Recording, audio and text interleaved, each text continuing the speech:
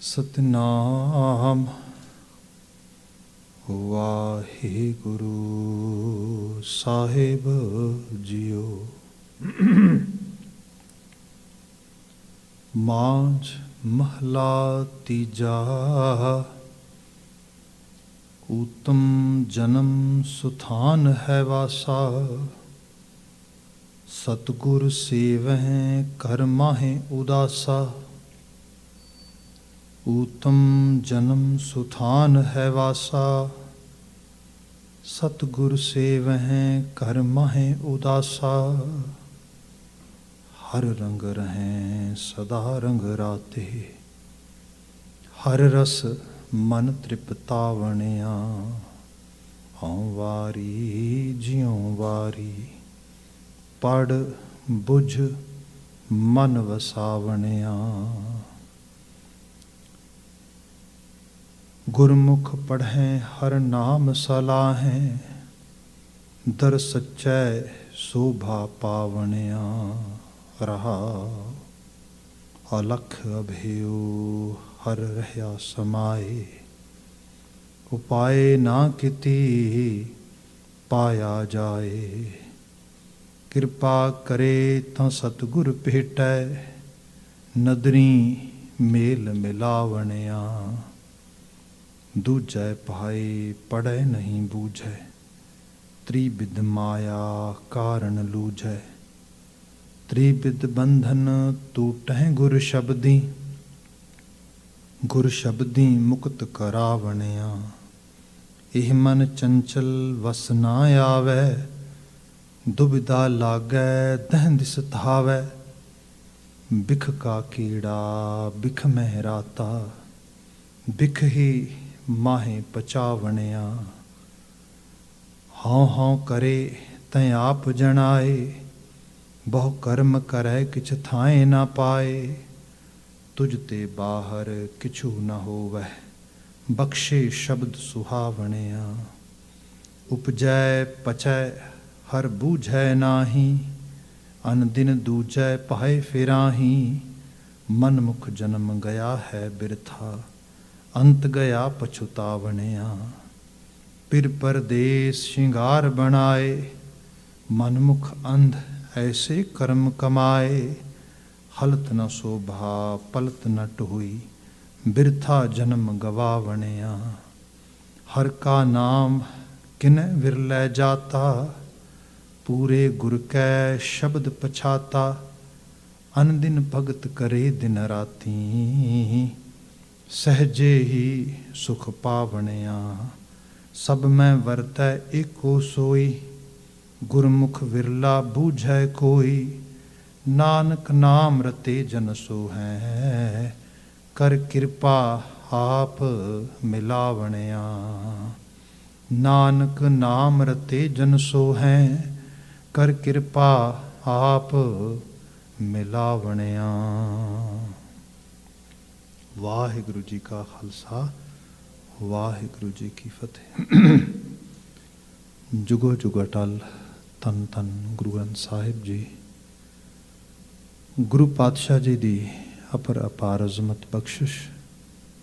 शाम समय ओंटारियो खालसा दरबार दिस पावन दीवान तो असी गुरु हजूरी नूं मान रहे हैं। गुरु शब्द दी आभा नाल अपनी सुरत नूं मंडित कर रहे हैं। वडभागता है ਇਹ ਸਮਾਂ ਗੁਰਬਾਣੀ ਵਿਆਖਿਆ ਦਾ ਹੈ। ਇਸ ਵਿੱਚ ਰਾਗ ਮਾਂਝ ਚੱਲ ਰਿਹਾ ਹੈ। ਗੁਰੂ ਅਮਰਦਾਸ ਪਾਤਸ਼ਾਹ ਦੁਆਰਾ ਉਚਾਰਨ ਕੀਤੇ ਗਏ ਸੰਦੇਸ਼ ਅਸ਼ਟਪਦੀਆਂ ਦੇ ਰੂਪ ਵਿੱਚ ਨੇ। ਆਪ ਜੀ ਨੇ ਇਸ ਪਾਵਨ ਲੜੀ ਵਿੱਚ ਅਗਲਾ ਮੁਕਾਮੀ ਸ਼ਬਦ ਸਰਵਨ ਕੀਤਾ ਹੈ। ਵਿਚਾਰ ਹਮੇਸ਼ਾ ਦੀ ਤਰ੍ਹਾਂ ਰਹਾਉ ਦੇ ਪਦੇ ਤੋਂ ਪ੍ਰਾਰੰਭ ਕਰ ਰਹੇ ਹਾਂ। ਗੁਰਦੇਵ ਜ਼ਿਕਰੇ ਕਰਦੇ ਨੇ ਹਉ ਵਾਰੀ ਜਿਉਂ ਵਾਰੀ ਪੜ੍ਹ ਬੁੱਝ ਮਨ ਵਸਾਵਣਿਆ। ਗੁਰਮੁਖ ਪੜ੍ਹੇ ਹਰ ਨਾਮ ਸਲਾਹੈ। ਦਰ ਸੱਚੈ ਸ਼ੋਭਾ ਪਾਵਣਿਆ। ਰਹਾਉ। ਪਿੱਛੇ ਤੋਂ ਜਿੰਨੇ ਸ਼ਬਦ ਆ ਰਹੇ ਨੇ ਸਾਰਿਆਂ ਦੀ ਜਿਹੜੀ ਖਾਸ ਕਰਕੇ ਰਹਾਉ ਦੇ ਪਦੇ ਦੀ ਬਣਤਰ ਹੈ ਆਲਮੋਸਟ ਉਹਦੇ 'ਚ ਸਿਮਿਲਰਿਟੀਜ਼ ਹੈਗੀਆਂ ਨੇ। ਜਿਹੜੀ ਸਿਮਿਲਰਿਟੀ ਖਾਸ ਕਰਕੇ ਸਾਰਿਆਂ ਦਾ ਜਿਹੜੀ ਬਿਗਨਿੰਗ ਆ, ਜਿਹੜਾ ਉਹਦਾ ਸ਼ੁਰੂਆਤੀ ਆਗਾਜ਼ ਆ, ਉਹ ਹਉ ਵਾਰੀ ਜਿਉਂ ਵਾਰੀ ਇਹਦੇ ਤੋਂ ਹੀ ਹੋ ਰਿਹਾ। ਇਹਦਾ ਮਾਇਨਾ ਇਹ ਹੈ, ਗੁਰੂ ਅਮਰਦਾਸ ਸਾਹਿਬ ਆਪਣੇ ਤੇ ਬਾਤ ਟੁਕਾਉਂਦੇ ਤੇ ਕਹਿੰਦੇ, ਮੈਂ ਆਪਣਾ ਆਪਾ ਵਾਰਦਾ, ਮੈਂ ਆਪਣਾ ਆਪਾ ਕੁਰਬਾਨ ਕਰਦਾ। ਕਿਹਦੇ ਤੋਂ? ਜਿਨ੍ਹਾਂ ਦੀਆਂ ਅਗਲੀਆਂ ਇਹ ਖੂਬੀਆਂ ਨੇ, ਖਾਸੀਅਤਾਂ ਨੇ, ਉਹਨਾਂ ਮਨੁੱਖਾਂ, ਉਹਨਾਂ ਇਨਸਾਨਾਂ, ਉਹਨਾਂ ਰੱਬੀ ਰੂਹਾਂ ਦੀ ਬਾਤ ਹੈ ਜਿਨ੍ਹਾਂ ਨੇ ਜੀਵਨ ਨੂੰ ਇਸ ਲੈਵਲ 'ਤੇ ਡਿਵੈਲਪ ਕੀਤਾ ਆ, ਜਿਹੜੇ ਆਪਣੇ ਇਨਰ ਅਪਲਿਫਟਿੰਗ ਦੇ ਵਿੱਚ ਇਸ ਤਰੀਕੇ ਨਾਲ ਲੱਗੇ ਨੇ। That kind of message is here. ਇੱਥੇ ਜਿਹੜਾ ਬਚਨ ਆ ਰਿਹਾ ਹੈ, ਹਉ ਵਾਰੀ ਜਿਉਂ ਵਾਰੀ, ਕਿੰਨਾ ਤੋਂ ਜੀ? ਪੜ੍ਹ ਬੁੱਝ ਮਨ ਵਸਾਵਣਿਆ, ਪੜ੍ਹ ਬੁੱਝ ਮਨ ਵਸਾਵਣਿਆ।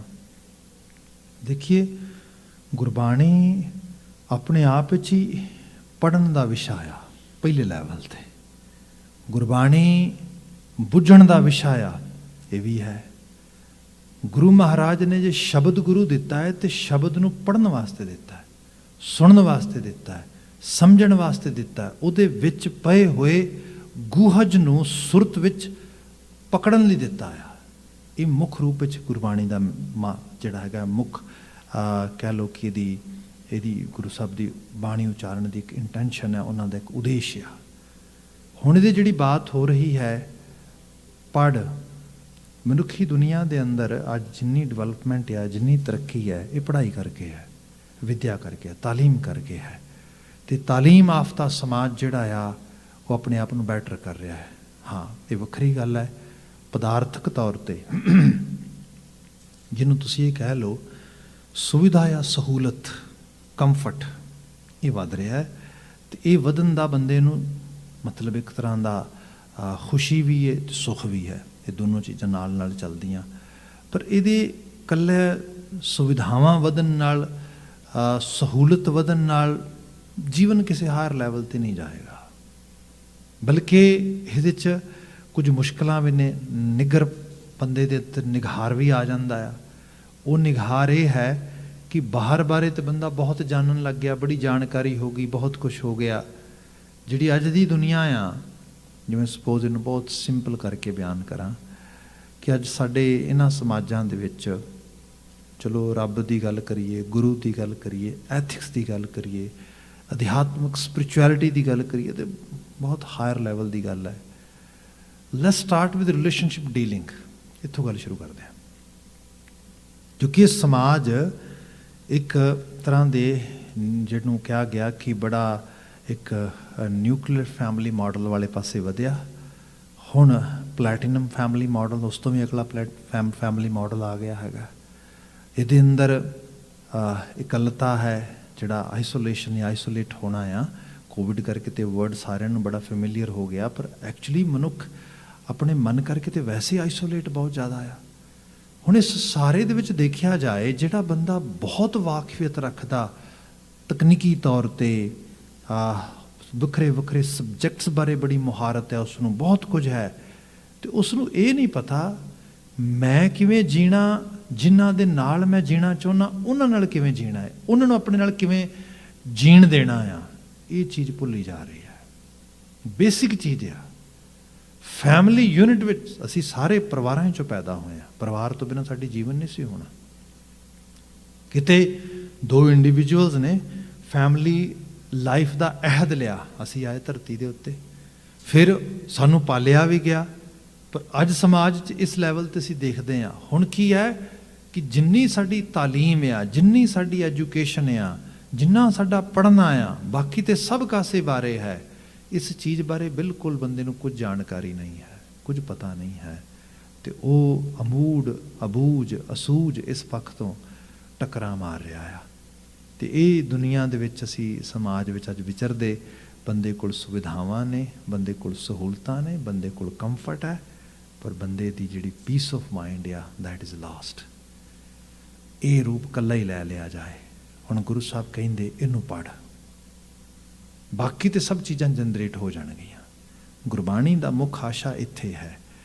ਇਹਨੂੰ ਇਸ ਢੰਗ ਨਾਲ ਵੀ ਦੇਖ ਲੈਣਾ, ਜਿੱਥੇ ਜਿੰਨੇ ਸੋਰਸਿਸ ਹੁੰਦੇ ਨੇ ਉਸ ਜਗ੍ਹਾ 'ਤੇ ਡਿਵੈਲਪਮੈਂਟ ਹੋ ਜਾਂਦੀ ਉਸ ਤਰੀਕੇ ਦੇ ਨਾਲ। ਜੇ ਆਪਾਂ ਇਸ ਖਿੱਤੇ ਦੀ ਬਾਤ ਕਰਦੇ ਹਾਂ, ਮਤਲਬ ਰਿਸੋਰਸਿਸ ਬਹੁਤ ਜ਼ਿਆਦਾ ਸੀਗੇ। ਰਿਸੋਰਸਿਸ ਨੂੰ ਆਪਣੇ ਕਲੋਨੀਅਲ ਇੰਟਰਸਟ ਨੂੰ ਫੁਲਫਿਲ ਕਰਦਿਆਂ ਹੋਇਆਂ ਜਿਹੜੀ ਕੈਪੀਟਲ ਸੋਸਾਇਟੀ ਸੀਗੀ ਉਹਨੇ ਇਹੋ ਜਿਹੀਆਂ ਪਾਲਿਸੀਜ਼ ਲਿਆਂਦੀਆਂ ਗਈਆਂ। ਆਪਣੇ ਬੈਨੀਫਿਟ ਵਾਸਤੇ ਇਮੀਗ੍ਰੇਸ਼ਨ ਲਿਆਂਦੀ ਗਈ, ਉਹਦੇ ਵਿੱਚ ਬ੍ਰੇਨ ਡਰੇਨ ਕੀਤਾ ਪੂਰੀ ਦੁਨੀਆ ਦਾ, ਉੱਥੋਂ ਲਿਆ ਕੇ ਇੱਥੇ ਇਸ ਰੂਪ ਦੇ ਅੰਦਰ। ਤਾਂ ਸਾਰੇ ਨਾਲ ਕੀ ਹੋਇਆ? ਡੈਫੀਨੇਟਲੀ ਡਿਵੈਲਪਮੈਂਟ ਹੋਏਗੀ ਇੱਥੇ, ਡੈਫੀਨੇਟਲੀ ਚੀਜ਼ਾਂ ਉੱਥੇ ਉਭਰਨਗੀਆਂ। ਸੋ ਸੁਸਾਇਟੀ ਜਿਹੜੀ ਹੈ ਉਹ ਜ਼ਿਆਦਾ ਵਧੀਆ ਲੱਗ ਗਈ, ਜ਼ਿਆਦਾ ਲਿਵੇਬਲ ਲੱਗਣੀ ਸ਼ੁਰੂ ਹੋ ਗਈ। ਇਹ ਸਭ ਚੀਜ਼ਾਂ ਇਸ ਰੂਪ ਵਿੱਚ ਹੋਈਆਂ। ਪਰ ਜੇ ਦੇਖਿਆ ਜਾਏ ਇੱਕ ਦੂਸਰੇ ਐਂਗਲ ਤੋਂ, ਆਪ ਜੀ ਨੇ ਗਨ ਵਾਇਲੈਂਸ ਦੀ ਗੱਲ ਸੁਣੀ ਹੋਣੀ ਹੈ ਬਹੁਤ ਵਾਰੀ ਅਮਰੀਕਾ ਦੇ ਵਿੱਚ। ਚਲੋ ਇੱਕ ਗਨ ਵਾਇਲੈਂਸ ਇਹੋ ਜਿਹੀ ਸੁਣਨੇ ਆ ਅਸੀਂ ਕਿ ਕਿਸੇ ਸਿਰ ਫਿਰੇ ਨੇ ਵੱਡੀ ਜਿਹੜੀ ਹੈਗੀ ਹੈ ਐਟੋਮੇਟਿਵ ਗਨ ਲਈ, ਜਿਹੜੀ ਇੱਕਦਮ ਮਲਟੀਫਾਇਰਸ ਕਰਦੀ ਹੈਗੀ ਹੈ, ਅਤੇ ਉਹ ਲੈ ਕੇ ਸਕੂਲ 'ਚ ਵੜ ਗਿਆ, ਥੀਏਟਰ 'ਚ ਵੜ ਗਿਆ, ਕਿਸੇ ਜਗ੍ਹਾ 'ਤੇ ਗੁਰਦੁਆਰਾ ਸਾਹਿਬ ਆ ਗਿਆ, ਕਈ ਜਾਨਾਂ ਜਾਇਆ ਕਰਦੀਆਂ। ਗਨ ਵਾਇਲੈਂਸ ਹੋ ਗਈ। ਮਹੀਨੇ 2 ਮਹੀਨੇ 4 ਮਹੀਨੇ 'ਚ ਇਹੋ ਜਿਹੀ ਕਦੀ ਖਬਰ ਆ ਜਾਂਦੀ, ਅਸੀਂ ਬੜੇ ਸੈਡ ਹੁੰਦੇ। That's very sad thing. ਆਪ ਹੈਰਾਨ ਹੋਵੋਗੇ ਜੇ ਡੋਮੈਸਟਿਕ ਗਨ ਵਾਇਲੈਂਸ ਅਮਰੀਕਾ ਦੀ ਪੜ੍ਹੀ ਜਾਏ, ਇਤਨੇ ਲੋਕ ਕੋਵਿਡ ਨਾਲ ਨਹੀਂ ਮਰੇ ਹੋਣਗੇ ਉਸ ਸਮੇਂ ਦੇ ਵਿੱਚ ਜਿੰਨੇ ਬੰਦੇ, ਜਿੰਨੇ ਲੋਕ ਡੋਮੈਸਟਿਕ ਵਾਇਲੈਂਸ 'ਚ ਇਕੱਲੇ ਸ਼ਿਕਾਗੋ ਸ਼ਹਿਰ 'ਚ ਮਰ ਗਏ। ਘਰਾਂ ਦੇ 'ਚ ਗੋਲੀ ਚੱਲ ਕੇ, ਇੱਕ ਦੂਸਰੇ 'ਤੇ ਗੋਲੀ ਚਲਾ ਕੇ, ਆਪਣੇ ਆਪ ਨੂੰ ਗੋਲੀ ਮਾਰ ਕੇ। ਇਹ ਇੱਥੋਂ ਦੀ ਸੁਸਾਇਟੀ ਦੀ ਰਿਐਲਿਟੀ ਹੈ। ਅਤੇ ਇਹ ਇਕੱਲੀ ਅੱਜ ਇੱਥੋਂ ਦੀ ਨਹੀਂ ਹੈ। ਆਪਾਂ ਪਿਛੋਕੜੇ ਚਲੇ ਜਾਈਏ, ਜਦੋਂ ਗੁਰਮਤਿ ਸਕੂਲ ਨੂੰ ਆਪਾਂ ਦੇਖਦੇ ਹਾਂ, ਉੱਥੇ ਵੀ ਰਿਐਲਿਟੀ ਸੀ ਇਸ ਕਿਸਮ ਦੀ। ਹਾਂ, ਡਾਇਰੈਕਟਲੀ ਕੋਈ ਬੰਦਾ ਇਸ ਤਰੀਕੇ ਨਾਲ ਸੁਸਾਈਡ ਕਰਨ ਵਾਸਤੇ ਨਾ ਜਾ ਕੇ ਜੋਗੀ ਬਣ ਜਾਂਦਾ ਸੀ, ਬਰਾਗੀ ਬਣ ਜਾਂਦਾ ਸੀ। ਜਿਹਨੂੰ ਕੋਈ ਥੋੜ੍ਹੀ ਬਹੁਤੀ ਕਹਿੰਦਾ ਸੀਗਾ ਕਿ ਮੈਨੂੰ ਸੰਸਾਰ ਤੋਂ ਸਮਝ ਲੱਗੀ, ਉਹ ਛੱਡ ਕੇ ਕਿਸੇ ਹੋਰ ਰਾਹ 'ਤੇ ਤੁਰ ਪੈਂਦਾ ਸੀ। ਇਹ ਗੁਰੂ ਅਮਰਦਾਸ ਸਾਹਿਬ ਨੇ, ਜਿਨ੍ਹਾਂ ਨੇ ਇਹ ਬਚਨ ਲਿਟਰਲੀ ਤੌਰ 'ਤੇ ਬਾਣੀ 'ਚ ਲਿਖੇ ਨੇ ਕਿ ਜੋਗ ਨਾ ਭਗਵੀਂ ਕੱਪੜੀ, ਅੱਜ ਵੀ ਭਗਵਾ ਪਾਣਾ ਸਭ ਤੋਂ ਵੱਡਾ ਧਾਰਮਿਕ ਹੋ ਜਾਣਾ ਆ ਉਸ ਖਿੱਤੇ ਦੇ ਵਿੱਚ। ਜੋਗ ਨਾ ਮੈਲਾ ਵੇਸ, ਲੋਕੀ ਉਹਨਾਂ ਨੂੰ ਬਹੁਤ ਪੂਜਦੇ ਜਿਹੜੇ ਸੰਸਾਰ 'ਚ ਕਹਿੰਦੇ ਸੀ ਤਿਆਗੀ ਹੋ ਗਏ ਆ, ਮੈਲੇ ਕੁਚੈਲੇ ਰਹਿਣਾ ਸ਼ੁਰੂ ਕਰ ਦਿੰਦੇ। ਅੱਜ ਵੀ ਸਮਾਜ ਉਹਨਾਂ ਨੂੰ ਧਾਰਮਿਕ ਮੰਨਦਾ। ਗੁਰੂ ਅਮਰਦਾਸ ਸਾਹਿਬ ਕਹਿੰਦੇ ਇਸ ਚੀਜ਼ ਨੂੰ ਮੈਂ ਨਹੀਂ ਮੰਨਦਾ ਕਿ ਉਹ ਲੋਕ ਕੋਈ ਮੌਂਕ ਬਣ ਗਏ ਤੇ ਕੋਈ ਸੰਤ ਬਣ ਗਏ, ਯੋਗੀ ਬਣ ਗਏ। ਨਾ, ਜੋਗ ਨਾ ਭਗਵੀਂ ਕੱਪੜੀ, ਜੋਗ ਨਾ ਮੈਲਾ ਵੇਸ, ਨਾਨਕ ਘਰ ਬੈਠਿਆਂ ਜੋਗ ਪਾਈ ਹੈ। ਘਰ ਬੈਠੋ, ਘਰ ਬੈਠ ਕੇ ਯੋਗੀ ਬਣੋ। ਇਹ ਕੈਸੇ ਯੋਗੀ ਹੋਣਗੇ ਜੀ? ਸਤਿਗੁਰ ਕਾ ਉਪਦੇਸ਼। ਜੇ ਸਤਿਗੁਰੂ ਦੇ ਉਪਦੇਸ਼ ਨੂੰ ਪੜ੍ਹੋਗੇ, ਜੇ ਸਤਿਗੁਰੂ ਦੇ ਉਪਦੇਸ਼ ਨਾਲ ਆਪਣੇ ਆਪ ਨੂੰ ਜੋੜੋਗੇ, ਆਪ ਪੜ੍ਹ, ਇਹਦੀ ਬਾਤ ਹੋ ਰਹੀ ਹੈ। ਮਲਟੀ ਡਾਇਮੈਂਸ਼ਨਲ ਗੱਲ ਕੀਤੀ ਜਾ ਸਕਦੀ ਇਸ ਤਰੀਕੇ ਦੇ ਨਾਲ। ਜੇ ਮੈਨੂੰ ਹੋਰ ਸਿੰਪਲ ਕਰਨ ਦੀ ਟਰਾਈ ਕਰਾਂ, ਤੇ ਅਸੀਂ ਅਕਸਰ ਗੁਰੂ ਸਾਹਿਬ ਦੇ ਆਸਾ ਕੀ ਵਾਰ ਦੇ ਬਚਨਾਂ ਨੂੰ ਪੜ੍ਹਦੇ ਹਾਂ। ਮਹਾਰਾਜ ਕਹਿੰਦੇ ਵੀ ਜੇ 100 ਚੰਦਾ ਉਗਵੈ, ਸੂਰਜ ਚੜ੍ਹੈ ਹਜ਼ਾਰ, ਏਤੇ ਚਾਨਣ ਹੁੰਦਿਆਂ ਗੁਰ ਬਿਨ ਕੋਰ ਅੰਧਾਰ। ਜੇ 100 ਚੰਦਾ ਉਗਵੈ, ਕਿਸੇ ਨੇ 100 ਚੰਦਰਮਾ ਕਦੀ ਚੜ੍ਹਿਆ ਨਹੀਂ ਦੇਖਿਆ। ਸੂਰਜ ਚੜ੍ਹੈ ਹਜ਼ਾਰ, ਇੱਕ ਸੂਰਜ ਪ੍ਰੋਪਰ ਜੇ ਦੁਪਹਿਰ ਦੇ ਸਮੇਂ ਗਰਮੀਆਂ 'ਚ ਚੜ੍ਹ ਜਾਏ, ਜਿਉਣਾ ਦੁੱਭਰ ਹੋ ਜਾਂਦਾ ਹੈ। 1000 ਸੂਰਜ ਕਿਵੇਂ ਚੜ੍ਹ ਜਾਏਗਾ? ਇਹ ਮੈਟਾਫੋਰ ਹੈ। ਇਹ ਮੈਟਾਫੋਰ ਹੈ ਸਾਡੀ ਦੁਨੀਆ ਦੇ ਵਿੱਚ। ਜਿੰਨੇ ਐਕੈਡੈਮਿਕ ਅਦਾਰੇ ਨੇ, ਯੂਨੀਵਰਸਿਟੀਜ਼ ਨੇ, ਕਾਲਜਸ ਨੇ, ਵਿਦਿਆਲਿਆ ਵੰਡਣ ਵਾਲੀਆਂ, ਇਹ ਵਿਦਿਆ ਵੰਡਣ ਵਾਲੇ ਵੱਖਰੇ ਵੱਖਰੇ ਅਦਾਰੇ, ਸਭ ਚੀਜ਼ਾਂ ਇਹ ਚੰਦਰਮਾ ਅਤੇ ਸੂਰਜ ਵਿੱਚ ਰੌਸ਼ਨੀ ਵੰਡ ਰਹੇ ਨੇ। ਇਹੋ ਜਿਹੇ ਹਜ਼ਾਰਾਂ ਹੋਰ ਬਣਾ ਲਓ, ਇਹੋ ਜਿਹੀ ਰੌਸ਼ਨੀ 4 ਚੁਫੇਰੇ ਦੇ ਦਿਓ, ਪਰ ਇਸ ਸਾਰੇ ਦੇ ਨਾਲ ਬੰਦੇ ਦੇ ਦਿਲਾਂ ਦੇ ਮੁਹਾਜ 'ਚ ਰੌਸ਼ਨੀ ਨਹੀਂ ਹੋਣੀ, ਬਲਕਿ ਉਹ ਬਹੁਤ ਹੋਰ ਜ਼ਿਆਦਾ ਅਮੂੜ ਹੋ ਜਾਣਗੇ। ਜੇ 100 ਚੰਦਾ ਉਗਵੈ, ਸੂਰਜ ਚੜ੍ਹੈ ਹਜ਼ਾਰ, ਏਤੇ ਚਾਨਣ ਹੁੰਦਿਆਂ ਗੁਰ ਬਿਨ। ਇੱਥੇ ਹੁਣ ਗੁਰੂ ਨੂੰ ਪੜ੍ਹਨਾ, ਗੁਰੂ ਨੂੰ ਬੁੱਝਣਾ, ਉਹਦੀ ਬੁਝਾਰਤ। ਅਤੇ ਗੁਰੂ ਜੋ ਉਪਦੇਸ਼ ਵੀ ਦਿੰਦਾ, ਉਪਦੇਸ਼ ਵੀ ਸੁਣਾਉਂਦਾ, ਪੜ੍ਹਾਉਂਦਾ, ਉਹ ਇਸ ਕਰਕੇ ਨਾ ਪੜ੍ਹਾਉਂਦਾ ਵੀ ਮੈਂ ਤੈਨੂੰ ਆਪਣਾ ਡਿਸਾਈਪਲ ਬਣਾਉਣਾ ਹੈਗਾ, ਮੇਰੇ ਪਿੱਛੇ ਬੋਲ, ਮੇਰੇ ਪਿੱਛੇ ਪੜ੍ਹਨਾ। ਇਸ ਕਰਕੇ ਪੜ੍ਹਾਉਂਦਾ ਕਿਉਂਕਿ ਤੂੰ ਇਹ ਪੜ੍ਹ ਕੇ ਆਪਣੇ ਅੰਦਰ ਨੂੰ ਬੁੱਝਣਾ ਆ, ਆਪਣੇ ਅੰਦਰ ਨੂੰ ਜਾਣਨਾ ਆ, ਆਪਣੇ ਆਪੇ ਦੇ ਬਾਰੇ ਤੂੰ ਅਵੇਅਰ ਹੋਣਾ ਆ ਬੁੱਝਣਾ ਆ। As I understand firm Guru Granth Sahib ਮਹਾਰਾਜ, ਪੜ੍ਹਨਾ ਉਹ ਜਿਹਦੇ ਨਾਲ ਆਪਣੀ ਬੁਝਾਰਤ ਬੁੱਝੀ ਜਾ ਸਕੇ। ਹਕੀਕਤ ਇਹ ਹੈ, ਅਸੀਂ ਤਾਂ ਜੇ ਮੈਨੂੰ ਬਿਲਕੁਲ ਕਾਉਂਸਲਿੰਗ ਵਾਲੀ ਸਾਈਡ 'ਤੇ, ਥੈਰੇਪੀ ਵਾਲੀ ਸਾਈਡ 'ਤੇ ਲੈ ਆਵਾਂ, ਅਤੇ ਇਹਦੇ 'ਚ ਇਹ ਹੁੰਦਾ ਸਾਈਕੋਥੈਰੇਪੀ ਦੇ ਵਿੱਚ ਕਿ ਬੰਦੇ ਨੂੰ ਗੁੱਸਾ ਹੁੰਦਾ, ਗੁੱਸੇ ਦਾ ਜਿਹੜਾ ਪ੍ਰਗਟਾਅ ਆ ਉਹ ਵਾਇਲੈਂਟ ਹੋ ਕੇ ਕਰਦਾ, ਕਿਸੇ ਨੂੰ ਗਾਲਾਂ ਕੱਢਣ ਲੱਗ ਜਾਂਦਾ, ਚੀਜ਼ਾਂ ਤੋੜਦਾ, ਬਹੁਤ ਵਾਇਲੈਂਟ ਹੁੰਦਾ, ਕਿਸੇ ਨੂੰ ਮਾਰਨ ਲੱਗ ਜਾਂਦਾ, ਥੱਪੜ ਮਾਰ ਦਿੰਦਾ, ਇਸ ਤਰੀਕੇ ਦੇ ਨਾਲ। ਠੀਕ ਹੈ ਭਾਈ, these are the signs and symptoms that when someone is not able to control his or her anger, ਇਹ ਪਤਾ ਲੱਗ ਗਿਆ। ਪਰ ਇਹ ਤੇ ਐਕਚੁਅਲੀ ਆਊਟਕਮ ਆ ਇੱਕ ਬੰਦੇ ਦੇ ਅੰਦਰ ਦੇ ਇਸ਼ੂ ਦਾ। ਉਹ ਇਸ਼ੂ ਬਾਰੇ ਤੇ ਜਾਣ ਇਸ਼ੂ ਕੀ ਹੈ, ਫਿਰ ਇੱਥੇ ਬਹੁਤ ਪਿੱਛੇ ਜਾ ਕੇ ਸਮਝਣ ਦੀ ਕੋਸ਼ਿਸ਼ ਕੀਤੀ ਜਾਂਦੀ। ਠੀਕ ਹੈ, ਐਂਗਰੀ ਤੇ ਸੀਗਾ ਤੂੰ, ਪਰ ਤੈਨੂੰ ਟ੍ਰਿਗਰ ਕਿਹਨੇ ਕੀਤਾ ਕਿ ਤੂੰ ਇਸ ਲੈਵਲ ਤੇ ਆ ਜਾ? ਮਤਲਬ ਇਹ ਗਨ ਲੋਡ ਹੋ ਗਈ ਤੇ ਗਨ ਨੂੰ ਟ੍ਰਿਗਰ ਕਿਹਨੇ ਕੀਤਾ, ਚਲਾਇਆ ਕਿਸ ਚੀਜ਼ ਨੇ? ਕੋਈ ਖਾਸ ਇਨਸੀਡੈਂਟ ਹੋਇਆ ਹੋਏਗਾ, ਉੱਥੋਂ ਤੱਕ ਵੀ ਪਕੜ ਆ ਗਈ, ਹਾਂ ਆਹ ਚੀਜ਼ ਮੈਨੂੰ ਟ੍ਰਿਗਰ ਕਰਦੀ ਹੈ। ਹੋਰ ਪਿੱਛੇ ਆ ਜਾਈਏ ਭਾਈ, ਇਹ ਸਮਝ ਗੁੱਸਾ ਕਾਹਦਾ ਆ ਤੇਰੇ ਅੰਦਰ, ਕਿਹੜੀ ਚੀਜ਼ ਦੀ ਫਰਸਟ੍ਰੇਸ਼ਨ ਹੈ ਤੈਨੂੰ, ਕਿਹੜੀ ਚੀਜ਼ ਲਗਾਤਾਰ ਤੇਰੇ ਅੰਦਰ ਇਰੀਟੇਸ਼ਨ ਪੈਦਾ ਕਰਦੀ ਹੈ, ਉਹਦੇ ਤੇ ਕੰਮ ਕਰ। ਅੱਜ ਲੋਕ ਇਹ ਸਿੱਖੀ ਹੈ, ਇਹ ਗੁਰਬਾਣੀ ਹੈ। ਇਹੋ ਜਿਹਾ ਗਿਆਨ ਪੜ੍ਹ ਜਿਹਦੇ ਨਾਲ ਆਹ ਚੀਜ਼ਾਂ, ਆਹ ਬੁਝਾਰਤਾਂ ਬੁੱਝੀਆਂ ਜਾ ਸਕਣ। ਲਾਲਚਿਆ ਤੇ ਇਤਨਾ ਲਾਲਚਿਆ ਕਿ ਜੋ ਮਰਜ਼ੀ ਮਿਲ ਜਾਏ, ਬੰਦੇ ਦੀ ਤ੍ਰਿਸ਼ਨਾ ਨਹੀਂ ਬੁੱਝ ਰਹੀ। ਆਖਰਕਾਰ ਕਿਤੇ ਤੇ ਦੇਖ ਜਾ ਕੇ ਕਿਸ ਖੂਹ ਨੂੰ ਭਰਨਾ ਤੂੰ, ਕਿਹਨੂੰ ਸੈਟਿਸਫਾਈਡ ਕਰਨਾ ਚਾਹੁੰਦਾ ਆ? ਇਹ ਜਿਹੜੀ ਡੀਪ ਲੈਵਲ ਦੀ ਇਸ ਕਮਜ਼ੋਰੀ ਨੂੰ, ਇਹਨੂੰ ਬੁੱਝ। ਹੋਰ ਕਈ ਲੈਵਲ ਤੇ ਆ ਜਾਈਏ ਆਪਾਂ, ਜਿਵੇਂ ਮੈਂ ਪਹਿਲਾਂ ਰਿਲੇਸ਼ਨਸ਼ਿਪ ਦੇ ਬਾਤ ਸ਼ੁਰੂ ਕਰ ਰਿਹਾ ਸੀਗਾ, ਕਿ ਇਸ ਰੂਪ ਦੇ ਵਿੱਚ ਸਮਝਣਾ ਕਿ ਅਲਟੀਮੇਟਲੀ ਮੈਂ ਧਰਤੀ ਤੇ ਜੀਣਾ, ਕਿਸੇ ਨੂੰ ਆਪਣਾ ਬਣਾ ਕੇ, ਕਿਸੇ ਦਾ ਬਣ ਕੇ ਜੀਣਾ, ਇਹਦੇ ਇਸ ਵਾਸਤੇ ਮੈਂ ਆਪਣੇ ਆਪ ਨੂੰ ਪ੍ਰਪੇਅਰ ਕਰਾਂ, ਤਿਆਰ ਕਰਾਂ। ਫੈਮਿਲੀ ਵੈਲਿਊਜ਼ ਇਹ ਹੁੰਦੀਆਂ ਨੇ।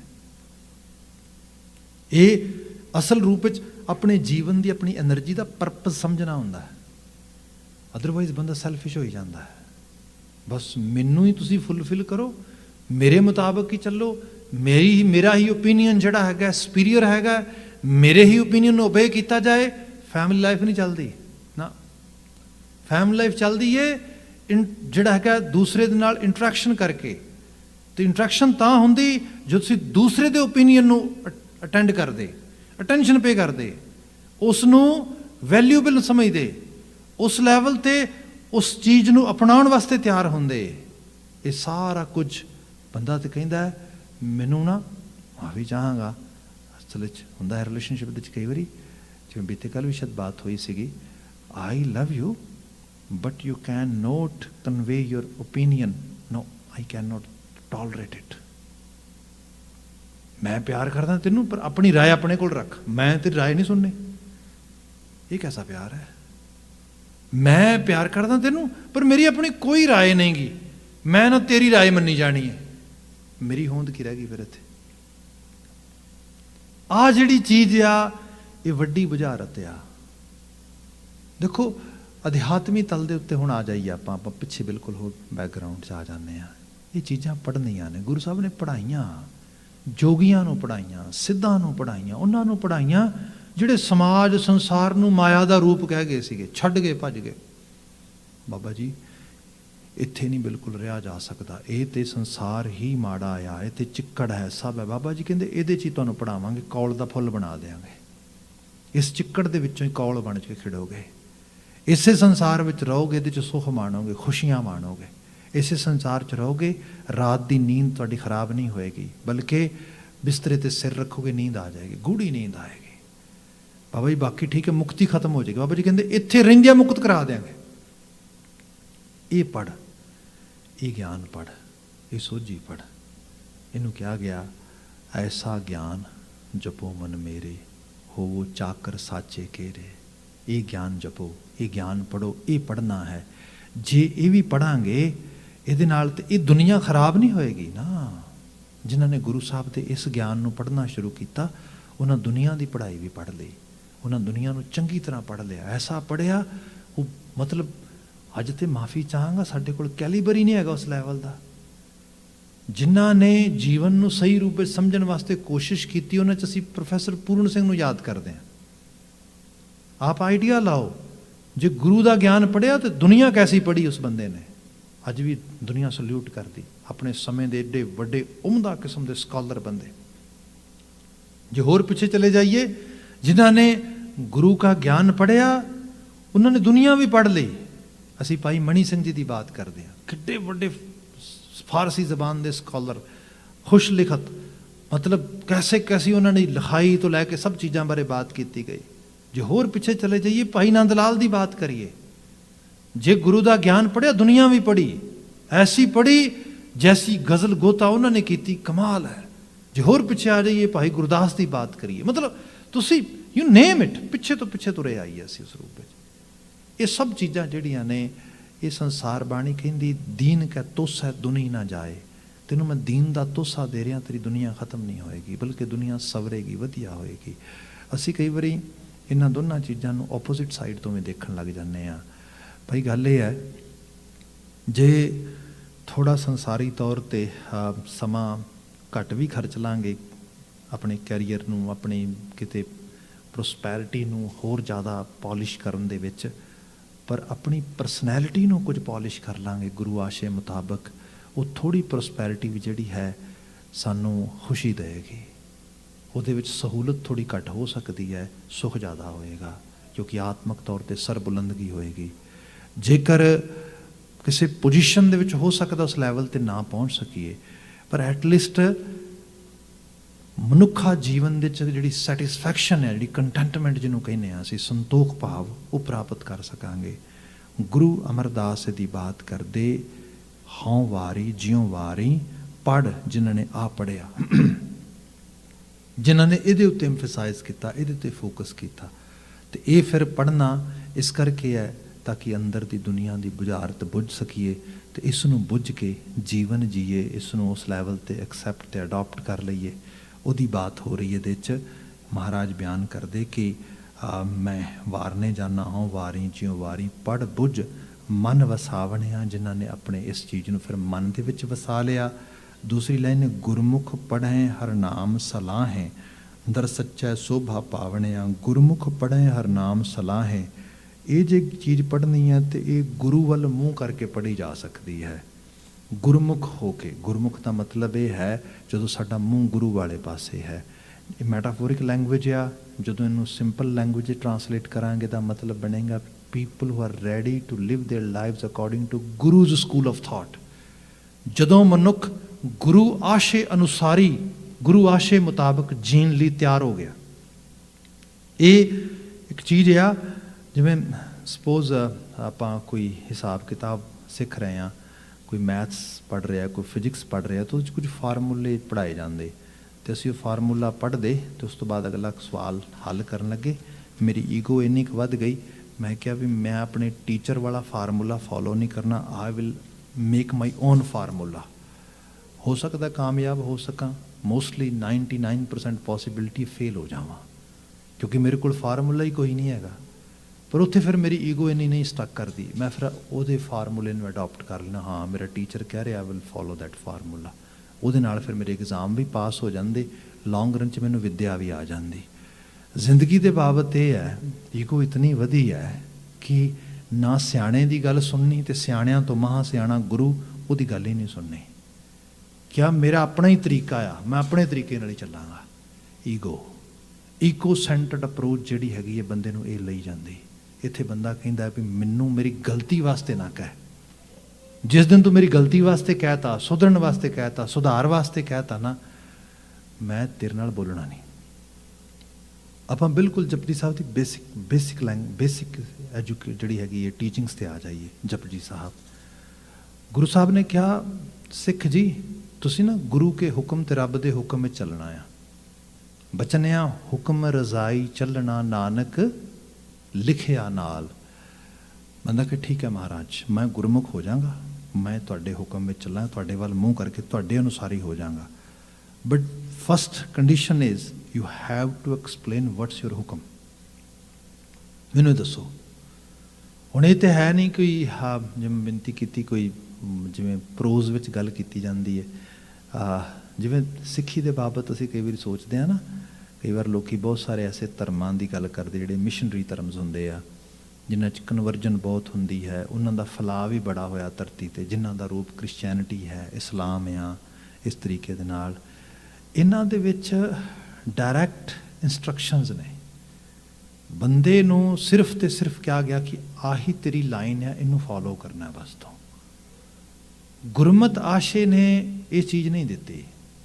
ਗੁਰਮਤ ਆਸ਼ੇ ਨੇ ਕਿਹਾ ਬੰਦੇ B your own guide, B your own profit. ਹਾਂ, ਜਿੱਦਣ ਤੂੰ ਗੁਰੂ ਦੀ ਲਾਈਨ ਤੇ ਤੁਰਨ ਵਾਸਤੇ ਆਏਗਾ, ਗੁਰੂ ਕੋਲ ਕਮਿਟਮੈਂਟ ਵਾਲੇ ਪਾਸੇ, ਜਿਹਨੂੰ ਅਸੀਂ ਖਾਲਸਾਈ ਸੋਚ ਦੇ ਧਾਰਨੀ ਹੋਣਾ ਕਹਿੰਦੇ ਆ, ਖੰਡੇ ਬਾਟੇ ਦੀ ਪਹੁਲ ਲੈਣੀ, ਕਿਉਂਕਿ ਖੰਡਾ ਹੈ ਹੀ ਇਹ ਪਹੁਲ ਹੈ ਨਾ। ਮਤਲਬ ਉਸ ਦਿਨ ਤੇ ਤੂੰ ਖੰਡੇ ਦੀ ਧਾਰ ਹੇਠ ਆਇਆ, ਹੁਣ ਸੀਸ ਲੈ ਕੇ ਆਪਣਾ ਹਾਈਲੀ ਕਿਸੇ ਸਕੂਲ ਆਫ ਥਾਟ ਨੂੰ ਡੈਡੀਕੇਟ ਹੋ ਕੇ ਆਇਆ। ਖਾਲਿਸ ਹੋਣ ਦਾ ਮਤਲਬ ਬਿਲਕੁਲ ਤਿਆਰ ਬਰ ਤਿਆਰ for every each and everything, ਜਿਸ ਲੈਵਲ ਤੇ ਗੁਰੂ ਕੇ ਆਦੇਸ਼ ਦੇ ਉੱਤੇ। ਇਸ ਕਰਕੇ ਖਾਲਸਾ ਅਕਾਲ ਪੁਰਖ ਕੀ ਫੌਜ ਉੱਥੇ ਬਣ ਗਿਆ ਜਾ ਕੇ। ਜੇ ਮੈਸੇਜ ਇਤਨਾ ਕਲੀਅਰ ਨਹੀਂ ਹੋਏਗਾ, ਸਾਨੂੰ ਅਹਿਸਾਸ ਨਹੀਂ ਹੋਏਗਾ ਗੁਰੂ ਦਾ ਮੈਸੇਜ ਹੈ ਕੀ ਹੈ। ਇਸੇ ਕਰਕੇ ਅਸੀਂ ਕਈ ਵਾਰੀ ਉਸ ਲੈਵਲ ਤੇ ਸਮਝ ਨਹੀਂ ਪਾਉਂਦੇ ਕਿ ਕਮਿਟਮੈਂਟ ਵਾਲੀ ਲਾਈਫ ਕੀ ਹੁੰਦੀ ਹੈ। ਖੈਰ, ਜਿਹੜੀ ਮੈਂ ਬੇਨਤੀ ਕਰ ਰਿਹਾ ਸੀਗਾ, ਉੱਥੇ ਜਾ ਕੇ ਬਾਤ ਕੀਤੀ ਗਈ, ਤੇ ਉੱਥੇ ਤੇ ਕਿਹਾ ਗਿਆ ਤੂੰ ਕਹੇਗਾ ਤੈਨੂੰ ਸਵਰਗ ਮਿਲੇਗਾ, ਬਹਿਸ਼ਤ ਮਿਲੇਗੀ, ਹੂਰਾਂ ਮਿਲਣਗੀਆਂ, ਮੁਕਤੀ ਮਿਲੇਗੀ, ਕੁਛ ਮਿਲੇਗਾ। ਬਾਬਾ ਜੀ ਕਹਿੰਦੇ ਇਹ ਤੇ ਰਾਹ ਇਹ ਹੈ, ਜੋ ਤੋ ਪ੍ਰੇਮ ਖਿਲਨ ਕਾ ਚਾਓ, ਸਿਰ ਤਰ ਤਲੀ ਗਲੀ ਮੇਰੀ ਆਓ। ਇੱਥੇ ਤੇ ਭਾਈ ਮਿਲਣ ਮਿਲਾਉਣ ਵਾਲੀ ਗੱਲ ਬਾਅਦ ਵਿੱਚ ਆ, ਪਹਿਲਾਂ ਸਮਰਪਣ ਆ 100%। ਤੇ ਇਹ ਚੀਜ਼ ਇਸ ਰੂਪ ਵਿੱਚ ਵੀ ਸਿਖਾਈ ਗਈ ਕਿ ਦੇਖ ਕਰਤਾਰ ਨਾਲ ਇਸ ਲੈਵਲ ਦੀ ਸਾਂਝ। ਸੋ ਇੱਕ ਹਾਇਰ ਲੈਵਲ ਦੀ ਸਪਿਰਿਚੁਅਲ ਲਾਈਫ ਆ, ਜਿਹੜਾ ਇੰਡੀਵਿਜੂਅਲ ਭਗਤੀ ਦੇ ਉਸ ਰੰਗ 'ਚ ਰੰਗਿਆ ਜਾਣਾ ਚਾਹੁੰਦਾ ਆ। ਬਾਕੀ ਗੱਲ ਆ, ਅਸੀਂ ਸਾਰੇ ਸਿੱਖੀ ਦੇ ਰਾਹ ਦੇ ਸਫ਼ਰ ਦੇ ਵਿੱਚ ਧਾਰਨੀ ਹੁੰਦੇ ਆ, ਤੇ ਉਹਦੇ 'ਚ ਗੁਰੂ ਮਹਾਰਾਜ ਨੇ ਕਿਹਾ ਵੀ ਭਲੇ ਬੰਦੇ, ਸੰਸਾਰ ਆ ਸਾਰਾ, ਤੈਨੂੰ ਕੋਈ ਹੋਰ ਗਾਈਡ ਨਹੀਂ ਕਰੇਗਾ, ਕੋਈ ਹੋਰ ਮੀਡੀਏਸ਼ਨ ਨਹੀਂ, ਤੂੰ ਆਪ ਆਪਣੇ ਆਪ ਨੂੰ ਗਾਈਡ ਕਰਨਾ ਆ।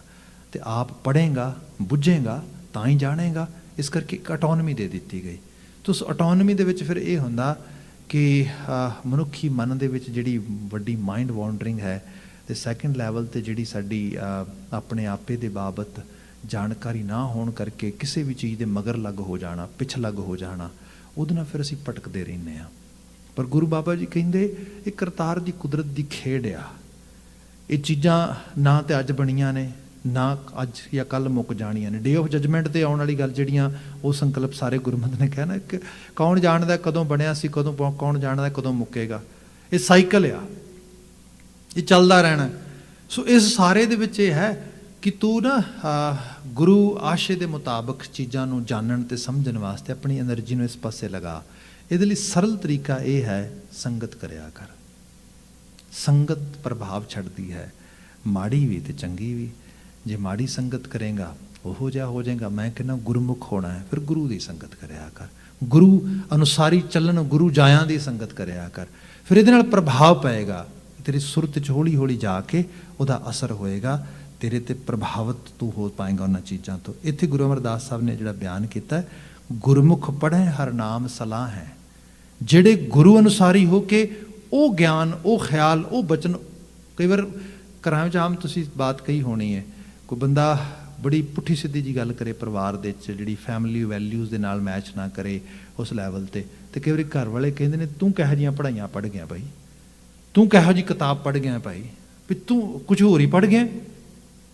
ਮਤਲਬ ਇਹ ਹੈ ਸੰਗਤ ਕੁਝ ਹੋਰ ਹੋ ਗਈ ਹੈ। ਤੇ ਸੌਰੀ ਟੂ ਸੇ, ਅੱਜ ਦੀ ਸੰਗਤ ਸਾਡੀ ਸੋਸ਼ਲ ਮੀਡੀਆ ਆ। ਅਜੇ ਤੇ ਪਤਾ ਹੀ ਨਹੀਂ ਕੀ ਹੋਣਾ। ਵਿਸਲ ਬਲੋਵਰ ਆਈ ਫੇਸਬੁੱਕ ਵਾਲੀ, ਉਹਨੇ ਜੋ ਕੁਝ ਦੱਸਿਆ, ਉਹ ਕੋਈ ਪਾਗਲ ਔਰਤ ਤੇ ਹੈ ਨਹੀਂ ਗੀ, ਨਾ ਇਸ ਕਿਸਮ ਦੇ ਨਾਲ ਕੋਈ ਦਾ ਸੈਲਫ ਇੰਟਰਸਟ ਫੁਲਫਿਲ ਨਹੀਂ ਹੋਇਆ ਤਾਂ ਆਈ ਆ। ਦੋਨੋਂ ਚੀਜ਼ਾਂ ਨਹੀਂ ਹੈਗੀਆਂ। I was watching very closely and actually reading all the experts opinion over there, and then I realized ah wow, actually ਦੋਨੋਂ ਚੀਜ਼ਾਂ ਨਹੀਂ ਹੈਗੀਆਂ ਇਹਦੇ 'ਚ। ਜਿੱਥੇ ਉਹ ਕਹਿ ਰਹੀ ਹੈ ਕਿ ਇੰਟੈਂਸ਼ਨਲੀ ਆ ਗਿਨੀ ਪਿਗਸ ਨੇ ਸਾਰੇ ਬੱਚੇ ਉਹਦੇ 'ਚ, ਅਸੀਂ ਸਾਰੇ ਗਿਨੀ ਪਿਗਸ ਆ। ਸੋ ਇਹ ਸਾਰੀ ਇੱਕ ਤਰ੍ਹਾਂ ਨਾਲ ਸਾਡੀ ਸੰਗਤ ਇਹ ਹੈ। ਸਾਡੀ ਸੰਗਤ ਅੱਜ YouTube ਹੈ, ਸਾਡੀ ਸੰਗਤ ਅੱਜ ਸੋਸ਼ਲ ਮੀਡੀਆ, ਸਾਡੀ ਸੰਗਤ ਇਹ ਹੈ। ਬੰਦੇ ਦੀ ਸੁਰਤ 'ਚ ਹਰ ਸਮੇਂ ਉਹ ਚੀਜ਼ਾਂ ਚੱਲ ਰਹੀਆਂ ਨੇ। ਬੰਦੇ ਨੂੰ ਇੱਕ ਇਨਵਿਜ਼ੀਬਲ ਲੀਸ਼, ਰੱਸੀ ਜਿਹੜੀ ਪਾਤੀ ਗਈ ਹੈ। ਉਸੇ ਤਰੀਕੇ ਨਾਲ ਹੀ ਉਹ ਸੋਚਦਾ, ਉਸੇ ਤਰੀਕੇ ਨਾਲ ਹੀ ਚੱਲਦਾ ਹੈਗਾ। ਸੋ ਉੱਥੇ ਜਾ ਕੇ ਫਿਰ ਤੁਹਾਨੂੰ ਗੁਰਮਤਿ ਤੇ ਗੁਰੂ ਕਾ ਆਸ਼ਾ ਸਮਝ ਆਏਗਾ। ਨਾ ਮੈਡੀਟੇਸ਼ਨ ਦੀ ਦੁਨੀਆ ਵੀ ਅੱਜ ਦੇਖੋਗੇ ਤੁਸੀਂ, ਮੈਡੀਟੇਸ਼ਨ ਵੀ ਉਹ ਲੈਵਲ ਹੈ ਜਿੱਥੇ ਜਿਹਨੂੰ ਜ਼ਿਆਦਾ ਇੱਕ ਤਰ੍ਹਾਂ ਦੇ ਨਾਲ ਪ੍ਰੈਜੈਂਟੇਸ਼ਨ ਦੇ ਲੈਵਲ 'ਤੇ ਜਾਂ ਗਲੈਮਰਾਈਜ਼ ਕਰਕੇ ਲਿਆਂਦਾ ਗਿਆ ਹੈਗਾ। ਸੋ ਉਸ ਤਰੀਕੇ ਦੀ ਇੱਕ ਦੁਨੀਆ ਵਾਲੇ ਪਾਸੇ ਬੰਦਾ ਜਾ ਰਿਹਾ ਹੈਗਾ। ਜੇ ਗੁਰਬਾਣੀ ਤੋਂ ਵਧੀਆ ਮੈਡੀਟੇਸ਼ਨ ਕੀ ਹੋਏਗਾ, ਸੰਗਤ ਤੋਂ ਵਧੀਆ ਮੈਡੀਟੇਸ਼ਨ ਕੀ ਹੋਏਗਾ। ਪਰ ਆਪ ਅਹਿਸਾਸ ਕਰੋਗੇ ਸਾਡੇ ਆਪਣੇ ਘਰਾਂ 'ਚ ਬੱਚੇ they are looking some other kind of meditations somehow. ਮੈਂ ਖੁਦ ਕੁਝ ਡਿਫਰੈਂਟ ਸਕੂਲ ਮੈਡੀਟੇਸ਼ਨ ਦੇ ਸਕੂਲ ਦੇ ਵਿੱਚ ਪਾਰਟੀਸਪੇਟ ਕੀਤਾ ਹੈ, ਸਿਰਫ ਇੱਕ ਕਿਊਰੀਅਸ ਲੈਵਲ 'ਤੇ ਜਾਣਨ ਵਾਸਤੇ। ਨੋ ਡਾਊਟ ਬਾਇਸ ਵੀ ਹੋ ਸਕਦਾ ਮੈਂ ਇਸ ਗੱਲੋਂ ਨਹੀਂ ਕਹਿੰਦਾ, ਪਰ ਸੱਚ ਇਹ ਹੈ when I was looking on the whole those exercises, I was thinking, my gosh, ਇਹ ਕੀ ਰਿਪਲੇਸਮੈਂਟ ਕਰੇਗਾ ਜਪਜੀ ਸਾਹਿਬ ਦਾ, ਇਹ ਕੀ ਰਿਪਲੇਸਮੈਂਟ ਕਰੇਗਾ ਸਾਡੇ ਘਰ ਦੀ ਰਚਨਾ ਦਾ, ਸੁਖਮਨੀ ਸਾਹਿਬ ਦਾ, 12ਵਾਂ ਦਾ, ਕੋਈ ਬਾਣੀ ਲੈ ਲਓ ਤੁਸੀਂ। ਆਪਾਂ ਇੱਕ ਬਚਨ ਕਹਿ ਲਈਏ, ਆਪ ਸੰਗਤ 'ਚ ਬੈਠੇ ਹੋ, ਇਸ ਤੋਂ ਹਾਇਰ ਥਾਟ ਕੀ ਪੜਾਂਗੇ, ਬਿਸਰ ਗਈ ਸਭ ਤਾਤ ਪਰਾਈ। ਕੱਲ੍ਹ ਨੂੰ ਥੈਂਕਸਗਿਵਿੰਗ ਹੈ। ਥੈਂਕਸਗਿਵਿੰਗ ਕੀ ਹੁੰਦਾ ਆ? To be thankful for someone, to will be thank for something, you know, that is thanksful ਹੋਣਾ। ਜਿੱਥੇ ਬੰਦਾ ਇੱਕ ਤਰ੍ਹਾਂ ਦੇ ਸਮਾਜ ਦੇ ਵਿੱਚ ਈਰਖਾ ਦਵੈਖ 'ਚ ਜੀ ਰਿਹਾ ਆ, ਸਮਾਜ ਦੀ ਇੱਕ ਐਸੀ ਹਾਲਤ ਆ, ਸਾੜਿਆਂ 'ਚ ਜੀ ਰਿਹਾ, ਲੜਾਈਆਂ ਝਗੜਿਆਂ 'ਚ ਜੀ ਰਿਹਾ, ਇਹੋ ਜਿਹਾ ਸਮਾਜ ਕਿੱਥੋਂ ਥੈਂਕਫੁਲ ਹੋ ਜਾਏਗਾ? ਇੱਕ ਦਿਨ ਕਿਸੇ ਨੂੰ ਟਰਕੀ ਆਫਰ ਕਰਕੇ, ਇੱਕ ਦਿਨ ਕਿਸੇ ਨੂੰ ਕੁਝ ਗਿਫਟ ਆਫਰ ਕਰਕੇ ਇਹ ਥੈਂਕਸਗਿਵਿੰਗ ਹੋ ਜਾਏਗਾ ਇਕੱਲਾ ਇਹਦੇ ਨਾਲ? ਭਾਈ ਇਹਦੇ ਲਈ ਇੱਕ ਹਾਇਰ ਵਰਚੂ ਅਰਨ ਕਰਨਾ ਪੈਣਾ। And what is that virtue? ਬਿਸਰ ਗਈ ਸਭ ਤਾਤ ਪਰਾਈ। And Baba ji, how can we do it? ਜਬ ਤੇ ਸਾਧ ਸੰਗਤ ਮੋਹਿ ਪਾਈ। I have to participate in this type of ਸੰਗਤ। ਫਿਰ ਇਹ ਸੰਗਤ ਥਾਟ ਦੀ ਹੈ, ਰਾਏ ਦੀ ਹੈ, ਵਿਚਾਰ ਦੀ ਹੈ। ਇਹਨੂੰ ਵਾਰ-ਵਾਰ ਫਿਰ ਇੱਕ ਚੀਜ਼ ਇਹ ਵੀ ਲੈ ਲੈਣਾ, ਸਿਮਰਨ ਜਾਂ ਪੜ੍ਹਾਈ ਜਾਂ ਪੜ੍ਹਾਈ ਵੀ ਸਿਮਰਨ ਹੈ ਐਕਚੁਅਲ ਲੈਵਲ 'ਤੇ। ਡਰਿਲਿੰਗ ਹੁੰਦੀ ਹੈ, ਰੈਪੀਟੀਸ਼ਨ ਹੁੰਦੀ ਚੀਜ਼ਾਂ ਦੀ। ਇਹਦੇ 'ਚ ਜਿਹੜੀ ਸਭ ਤੋਂ ਵੱਡੀ ਸਿਮਰਨ ਦੀ ਪ੍ਰਵਿਰਤੀ ਹੈ, ਇਸ ਤਰੀਕੇ ਨਾਲ ਬੰਦੇ ਦੀ ਸੁਰਤ 'ਚ ਆਉਂਦੀ ਕਿ ਜਿਸ ਚੀਜ਼ ਨੂੰ ਬੰਦਾ ਐਕਸੈਪਟ ਅਤੇ ਅਡਾਪਟ ਕਰਨਾ ਚਾਹੁੰਦਾ, ਉਹਦੀ ਰੈਪੀਟੀਸ਼ਨ ਬਹੁਤ ਕਰਦਾ ਅਤੇ ਉਹਦੇ ਬਾਬਤ ਵਾਰ-ਵਾਰ ਅਹਿਸਾਸ ਦਾ, ਸੋਚਦਾ, ਉਹਦੇ ਵਿੱਚੋਂ ਫਿਰ ਕੁਝ ਨਾ ਕੁਝ ਅੰਦਰ ਰਹਿ ਜਾਂਦਾ ਅਤੇ ਉਹ ਅੰਦਰ ਰਿਹਾ ਹੋਇਆ ਜੀਵਨ ਨੂੰ ਸ਼ੇਪ ਦਿੰਦਾ। ਇਹ ਜਿਹੜੀ ਚੀਜ਼ ਆ, ਇਹ ਬਾਬਾ ਜੀ ਕਹਿੰਦੇ ਗੁਰੂ ਦੀ ਸੰਗਤ ਵਿੱਚ ਆ ਕੇ ਤੂੰ ਅਡਾਪਟ ਕਰ ਸਕਦਾ, ਅਪਣਾ ਸਕਦਾ। ਇਹੀ ਕਿਹਾ, ਬਿਸਰ ਗਈ ਸਭ ਤਾਤ ਪਰਾਈ, ਜਬ ਤੇ ਸਾਧ ਸੰਗਤ ਮੋਹਿ ਪਾਈ। ਨਾ ਕੋ ਬੈਰੀ ਨਾ ਹੈ ਬੇਗਾਨਾ। ਵੈਰ ਤੇ ਬੇਗਾਨਾਪਨ ਇਹ ਹਟ ਜਾਏਗਾ। ਇਹ ਬੜੀ ਵੱਡੀ ਪ੍ਰਾਪਤੀ ਹੈ। ਜਿੱਥੇ ਬੰਦਾ ਬਾਹਰ ਵੇਖੇ ਦੁਸ਼ਮਣ ਦਿਸਣ, ਜਿੱਥੇ ਬੰਦਾ ਮਨ ਵਿੱਚ ਸੋਚੇ ਅੰਦਰ ਜਿਹੜਾ ਕਿਸੇ ਦੇ ਪ੍ਰਤੀ ਈਰਖਾ ਦਵੈਖ ਸਾੜੇ ਚੱਲਦੇ ਰਹਿਣ, ਬੰਦੇ ਨੂੰ ਕੋਈ ਮੈਡੀਟੇਸ਼ਨ ਨਹੀਂ ਹੋ ਸਕਦਾ, ਕੋਈ ਧਰਮ ਕਰਮ ਨਹੀਂ ਹੋ ਸਕਦਾ। ਗੁਰੂ ਅਮਰਦਾਸ ਸਾਹਿਬ ਨੇ ਤੇ ਬਿਆਨ ਕੀਤਾ ਹੈ, ਭਾਈ ਗੁਰਮੁਖ ਪੜ੍ਹੈ ਹਰ ਨਾਮ ਸਲਾਹ ਹੈ। ਨਾਮ ਨੂੰ ਸਲਾਉਂਦੇ, ਨਾਮ ਨੂੰ ਸਲਾਉਣਾ, ਜਿਹੜੀ ਮੈਂ ਬੇਸਿਕ ਬਾਤ ਕੀਤੀ ਕਿ ਜਦੋਂ ਤੁਸੀਂ ਇਹ ਕਹੋਗੇ Baba ji what's ਗੁਰੂਜ਼ order, what's ਗੁਰੂਜ਼ ਹੁਕਮ, ਜਿਸ ਨੂੰ ਮੈਂ ਅਡਾਪਟ ਕਰਨਾ, ਮੈਂ ਐਕਸੈਪਟ ਕਰਨਾ ਹੈ। ਹੁਕਮ ਦੀ ਵਿਆਖਿਆ ਕੀਤੀ ਬਾਬਾ ਜੀ ਨੇ। ਪਹਿਲਾਂ ਬੇਨਤੀ ਕਰ ਰਿਹਾ ਸੀਗਾ, ਇਹ ਕੋਈ ਉਹ ਸਰਲ ਵਿਆਖਿਆ ਨਹੀਂ ਕਿ ਤੂੰ ਆਹ ਕਰਨਾ, ਆਹ ਨਹੀਂ ਕਰਨਾ, ਤੂੰ ਇਹੋ ਜਿਹੇ ਜੀਵ ਨੂੰ ਇਸ ਤਰ੍ਹਾਂ ਕੱਟ ਕੇ ਖਾਣਾ, ਇਹੋ ਜਿਹੇ ਨੂੰ ਇਸ ਤਰੀਕੇ ਨਾਲ ਕੱਟ ਕੇ ਖਾਣਾ। ਨਾ ਨਾ, ਇਹੋ ਜਿਹਾ ਕੁਛ ਨਹੀਂ ਹੈਗਾ, ਕਿਉਂਕਿ ਸ਼ਰਈ ਕੌਨਸੈਪਟ ਨਹੀਂ ਇਹਦੇ 'ਚ ਹੈਗਾ। ਇਹ ਤਾਂ ਕੌਨਸੈਪਟ ਹੈ ਹਿਊਮੈਨਿਟੀ ਦਾ, ਅਤੇ ਹਿਊਮੈਨਿਟੀ ਜਿਹੜੀ ਹੈ ਇਹ ਬੜੀ ਕੰਪਲੈਕਸ ਹੈ, ਅੰਡਰਸਟੈਂਡ ਕਰਨੀ ਅਤੇ ਫੋਲੋ ਕਰਨੀ ਵੀ। ਇਸ ਕਰਕੇ ਬਾਬਾ ਜੀ ਨੇ ਕਿਹਾ ਇੱਕ ਲਾ ਆਫ ਕਾਜ਼ਮੋ ਆ, ਜਿਹਦੇ ਬਾਬਤ ਆ ਸਮਝ, ਹੁਕਮੀ ਹੋਵਨ ਆਕਾਰ ਹੁਕਮ ਨਾ ਕਹਿਆ ਜਾਈ, ਹੁਕਮੀ ਹੋਵਨ ਜੀ ਹੁਕਮ ਮਿਲੈ ਵਡਿਆਈ, ਹੁਕਮੀ ਉੱਤਮ ਨੀਚ ਹੁਕਮ ਲਿਖ ਦੁੱਖ ਸੁਖ ਪਾਈ ਹੈ। ਇਹ ਹੁਕਮ ਦੀ ਵਿਆਖਿਆ। ਅਖੀਰ ਜਿੱਥੋਂ ਸ਼ੁਰੂਆਤ ਹੋਣੀ ਹੈ, ਕਿਉਂਕਿ ਇਹ ਗੁਰਬਾਣੀ ਹੈ ਨਾ, ਪੜ੍ਹਦਿਆਂ ਪੜ੍ਹਦਿਆਂ ਚੀਜ਼ਾਂ ਬੁੱਝੀਆਂ ਜਾਣਗੀਆਂ। ਜਦੋਂ ਹੁਕਮ ਦੀ ਪੌੜੀ ਖਤਮ ਹੁੰਦੀ ਤੇ ਬਾਬਾ ਜੀ ਨੇ ਗੱਲ ਇੱਥੇ ਨਿਬੇੜੀ, ਨਾਨਕ ਹੁਕਮੈ ਜੇ ਬੁਝੈ। ਗੱਲ ਬੁੱਝਣ ਵਾਲੀ ਹੈ ਨਾ ਜਿਹੜੀ, ਉਹ ਕੀ ਹੈ? ਹਉ ਮੈਂ ਕਹੈ ਨਾ ਕੋਏ। ਜਦੋਂ ਕਿਤੋਂ ਆਵਾਜ਼ ਆ ਰਹੀ ਹੈ ਨਾ ਵੀ ਇਹ ਹੰਕਾਰੀ ਹੈ, ਹੰਕਾਰ ਦੀ ਗੱਲ ਹੈ, ਅਜੇ ਬਹੁਤ ਕੰਮ ਕਰਨ ਦੀ ਲੋੜ ਹੈ। ਅਜੇ ਇਹਦੇ ਤੇ ਕੰਮ ਕਰਨਾ, ਅਜੇ ਈਗੋ, ਅਜੇ ਮੇਰੀ ਮੈਂ ਨਹੀਂ ਮੁੱਕੀ ਮੇਰੇ ਵਿੱਚੋਂ, ਇਹ ਤੇ ਕੰਮ ਕਰਨਾ ਆ। ਬਾਬਾ ਜੀ ਨੇ ਇੱਥੇ ਬਿਆਨ ਕੀਤਾ, ਇਸ ਤਰੀਕੇ ਦੇ ਆਪਣੀ ਸੁਰਤ ਨੂੰ ਲੈ ਕੇ ਜਾ ਤਾਂ ਕਿ ਇਸ ਚੀਜ਼ ਨੂੰ ਬੁੱਝ ਸਕੇ। ਗੁਰਮੁਖ ਪੜ੍ਹੈ ਹਰ ਨਾਮ ਸਲਾਹ ਹੈ। ਆਹ ਸਲਾਹੁਤਾ ਕਰ, ਇਸ ਵਿਚਾਰ, ਇਸ ਖਿਆਲ ਨੂੰ ਆਪਣੇ ਅੰਦਰ ਰੈਪੀਟੀਸ਼ਨ 'ਚ ਲੈ ਕੇ ਆ। ਦਰ ਸੱਚੈ ਸੋਭਾ ਪਾਵਣਿਆ ਰਹਾਓ। ਦਰ ਸੱਚੈ ਸੋਭਾ ਪਾਵਣਿਆ।